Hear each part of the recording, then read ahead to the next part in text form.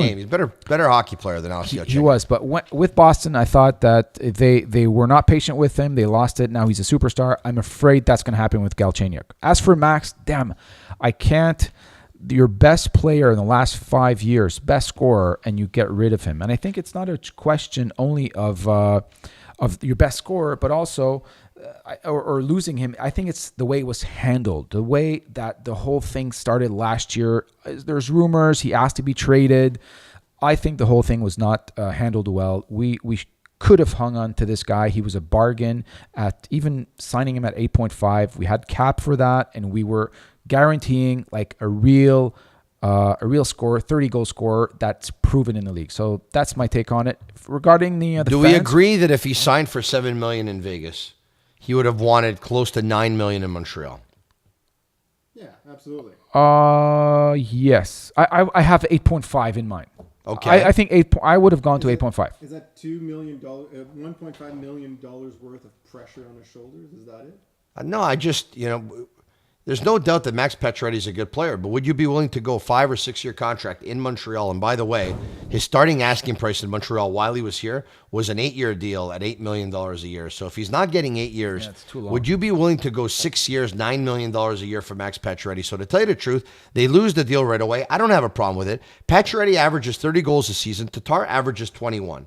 If Tatar continues to average 21, and it doesn't matter, guys, if Max Pacioretty scores 40, 45 goals in Vegas or even 50 goals. He didn't score it here. He never scored 40 once. What matters is that Max Pacioretty averaged 30 goals in the last 5 seasons, and Tatar averaged 21. So if Tatar can score 21 here, it doesn't matter what Max does in Vegas. And if Suzuki ends up playing in the National Hockey League, and that second-round pick ends up translating into a National Hockey League player, then at that point, the Montreal Canadiens, at worst, are going to draw even on this deal. So I like it. Okay, So all right. I want to know one thing. Can Tatar score in the playoffs?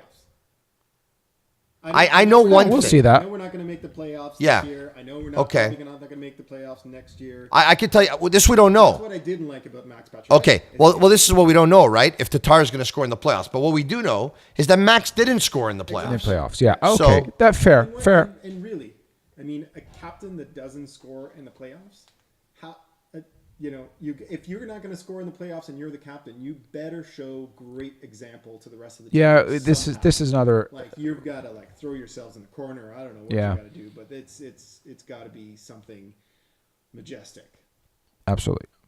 All right, so Max and how about Galchenyuk? So we talked about Galchenyuk. Yeah. I still think we went early. I still think we could have been more patient on the guy. Again, I think that we didn't guide our young kids well enough, and now we're losing a young I think they again. brought him up too early, guys. I think they brought him up too early. He started Maybe, the yeah. year that he got he was gone for a full season, right? I think he played anywhere between 4 and 6 games in Sarnia one year, and he missed it because he had ACL injury and stuff like that. And he did 2 years of junior instead of doing 3 years of junior.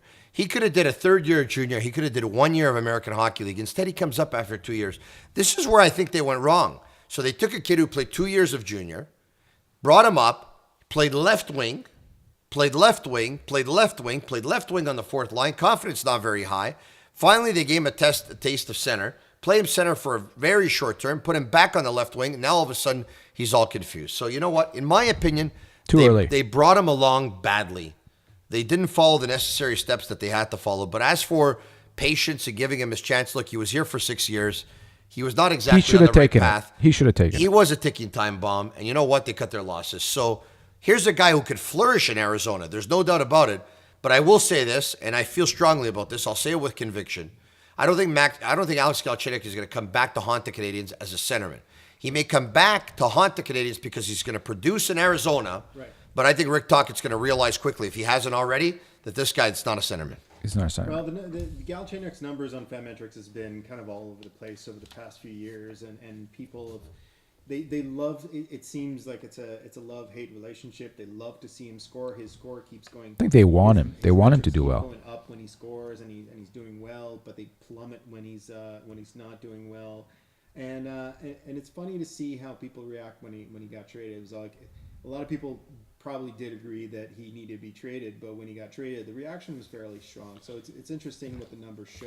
Well, the reaction was strong because it was a season where the Canadians couldn't score goals. You know, the year before, even when they made the playoffs, they got eliminated because they only scored 11 goals in 6 games. Yeah. They proved that they had no offense in that playoff series. Then last year, they showed that they had no offense compared to any team that was of any kind of caliber to make the playoffs. And now you lose a guy that scored 30 goals and has the potential to score 40. That's why fans are pretty upset about it. Yeah. I think you have to have a very patient management team, and you have to have a very patient coach. Because one of the things that they didn't play Galchenyuk at center because they thought that he was going to make mistakes. And by making mistakes, the puck was going to end up in their net. And the puck ends up in their net, and they lose hockey games. Well, you have to be willing to bite the bullet. And if you're not going to be patient there, at least you have to be patient at the American Hockey League system. So Nikita Scherbak, everything we hear and everything we read and everything we see that he's not a great defensive player and he has a hard time playing within a structure and stuff like that, let him loose, make him make all the mistakes that he has to. Yeah. But at the end of the day, maybe the upside is going to be greater than the mistakes. So I think they're I see PK Subban there. They have to prone patience, something that they haven't really been accustomed to doing. I agree. I agree with you. Well, look, it happened with Galchenyuk was drafted a year. He came into he arrived with the Canadians a year after Gallagher, right? Yeah. Is there a problem with Gallagher? No. Does he come up in the media, social media, that he does this, he does that, he goes here, he goes there, he hangs out with this person, that person, or anything like that? Maybe he's a stronger character. Maybe he has a better... His father. Or maybe living with Josh Georges, who showed him the way, paid off. Marc-Andre, you can't oblige the players, right? But if you put a program in place, there's a way to and look, if all these young kids come up, if they're mentored and brought along by somebody and they end up living with somebody, right, and they're on the right path, well, eventually when they become older and experienced enough to do it, they're going to say, hey, I went through this. It helped me out. Now it's my time to give back. Right. The Detroit Red Wings had a great mentoring program. And did you ever hear of any stories of any of their players from Henrik Zetterberg to Pavel Datsyuk and to Steve Yzerman Tony, have you and ever been to to Nicholas Detroit? Lidstrom? Have you ever been? Yeah, no, I've never been to Detroit. You don't like Montreal, man. You don't want to go out in the streets at night in Detroit. You don't want to do that. All right, let's move on here. What do you think of Plekanec coming back? I mean, coming back home or a little Plecky? I'll tell you when the season's over for sure. But for now, I say, for now I say this, right? He's an asset. Yeah. So I agree. He's an asset.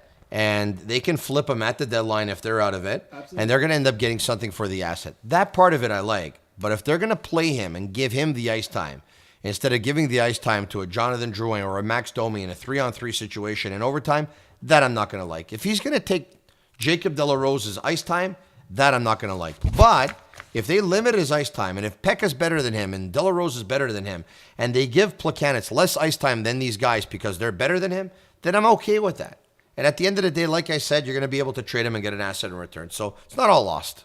Okay. All right. I agree with you on that. Surprisingly, very interestingly, fans are favorable to his comeback.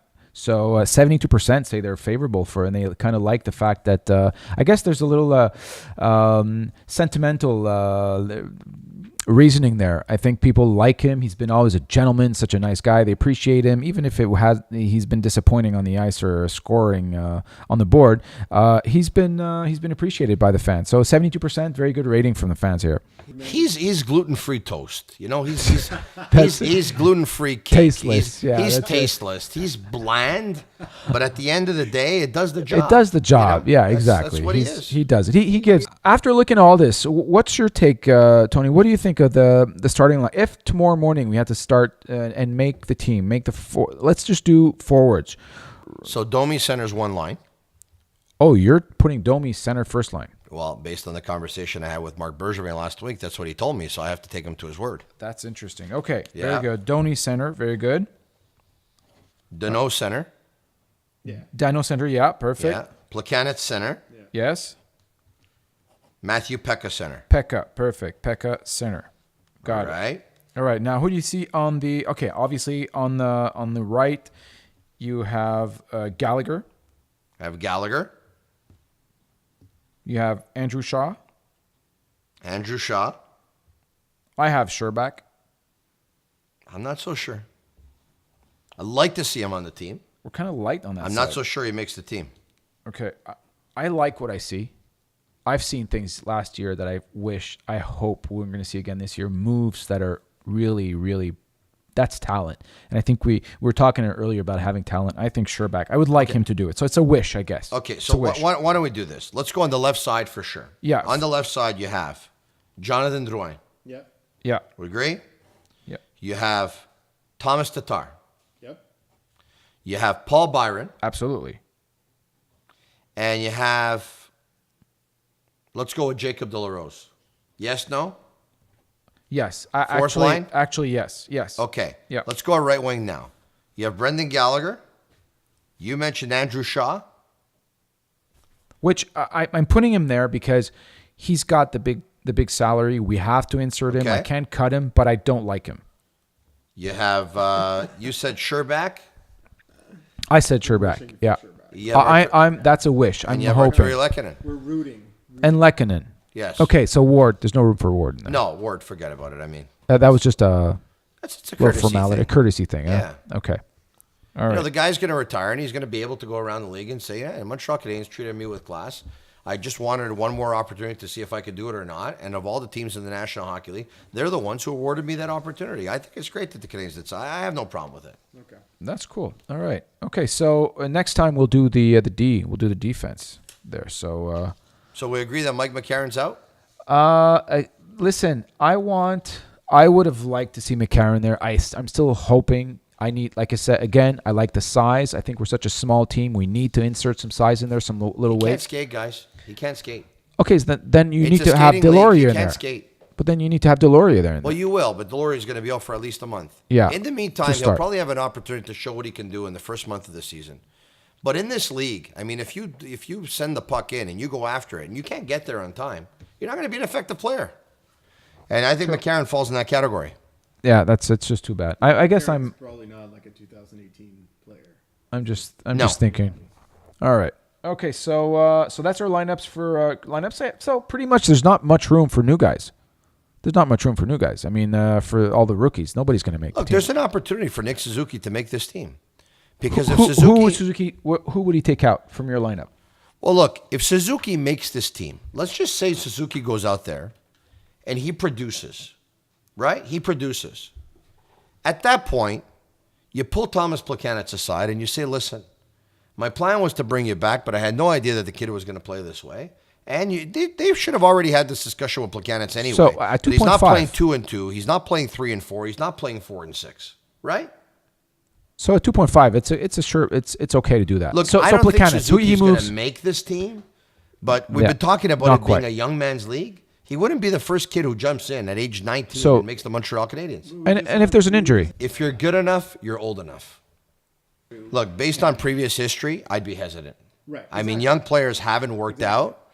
And the one thing I say too is don't get carried away if he has an unbelievable camp. Yeah. But if he has an unbelievable camp, he's at least earned the 9 games to show what he can do. Oh, yeah, and at that point, you know what? If you see that he's raw, you send them back. The last thing I want is these kids coming here. They're not ready for showtime. They're not ready for prime time. They got their head down. They get clocked. They get hit. They get a concussion, and they're never the same again. Yeah. So, but you know what? If he shows that he can do something, bring something to the table, give him a 9-game trial.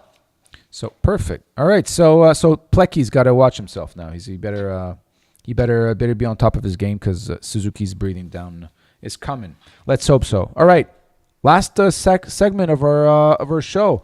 So this new website, thepointhockey.com, Yeah. advanced data analytics. Yeah. They measure biometrics. They measure movement on the ice. They measure speed. They measure time of possession. Something caught my attention today. So I'm looking at their website right now, and we got offensive zone puck possession. So we have from forwards, we have from Ds, and we have per game, and we also have average. And I don't see any Canadians here. Do we have a problem? Puck possession? Yeah. Well, the problem, you know what it is?